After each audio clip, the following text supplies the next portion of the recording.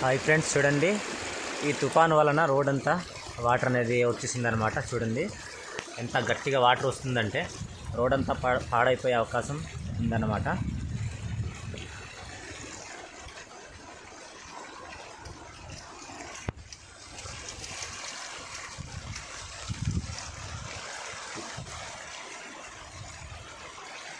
ఈ తుఫాన్ వలన మా రోడ్డుకున్న దుస్థితి చూడండి ఫ్రెండ్స్.